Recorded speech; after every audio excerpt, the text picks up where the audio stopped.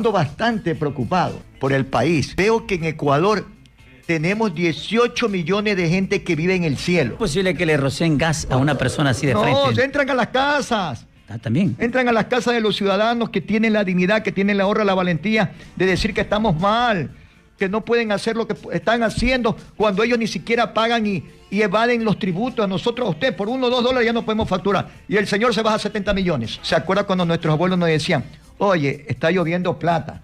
Yo creo que no va a llover plata ni oro nunca. ¿Sabe lo que va a llover en Ecuador? Idiotas. Uy.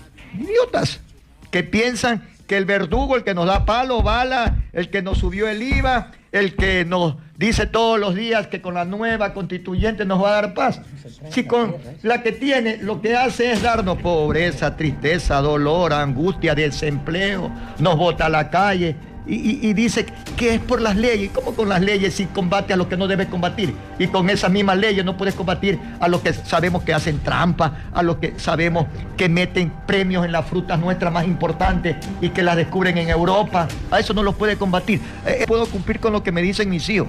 Papi, ya deja, los ecuatorianos son así. Les gusta vivir en la pobreza, en la miseria y la inopia. Por eso es que estoy triste, porque no puedo cumplir lo que le ofrecí a mis hijos el día que cumplí 65 años. Está bien, hijo.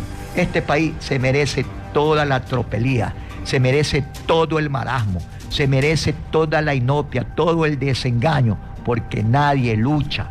Porque ellos dicen, y yo no voté por él, y a mí qué me importa si yo como por mi trabajo. Sí, es verdad, comes por tu trabajo, pero cada vez comes menos, cada vez tienes menos felicidad, cada menos te llenas de más angustia, de más preocupaciones, de más deudas, porque no eres solidario. Así la mayoría de la gente reflexiona de esa manera.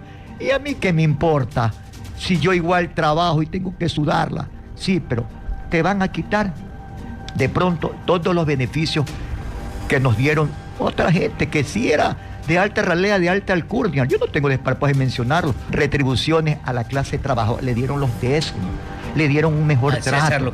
Al que es del César, lo que es del César.